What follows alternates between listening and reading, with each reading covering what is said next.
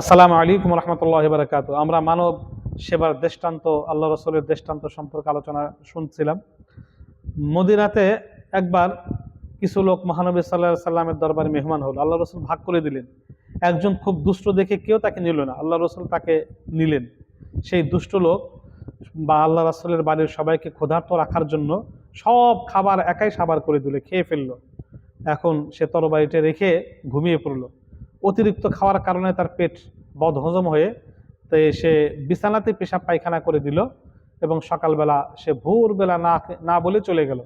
মহানবী সাল্লাল্লাহু আলাইহি ওয়াসাল্লাম এসে দেখলেন বিছানা পত্র মলমূত্রে ভরপুর।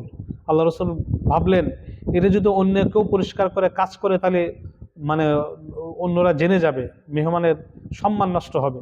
তা আল্লাহ রসুল নিজ হাতে সেই দুষ্ট মেহমানের সেই বর্জ্য মলমূত্র কাপড় এগুলো নিজ হাতে পরিষ্কার করছিলেন।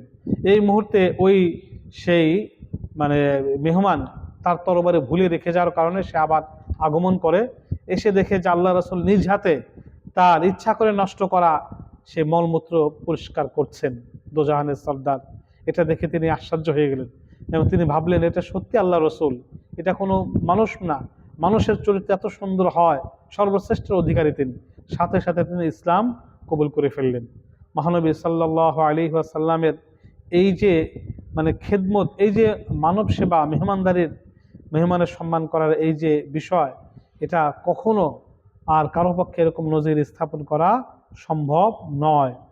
হযরতে আবু বকর সিদ্দিক রাদিয়াল্লাহু আনহু তিনি এক বুড়ির রাষ্ট্রপতি হওয়ার পরেও এক অন্ধ বুড়ির বাসায় যা খেদমত করতেন, প্রতিদিন ভোরে গিয়ে সব কাজ করে দিয়ে আসতেন। ওমর ফারুক রাদিয়াল্লাহু আনহু মানুষের খেদমতের জন্য ঘুরতে ঘুরতে ওই বুড়ির বাড়িতে গেলেন, দেখলেন সব পরিষ্কার পরিচ্ছন্ন করা। পরবর্তী ভিডিওতে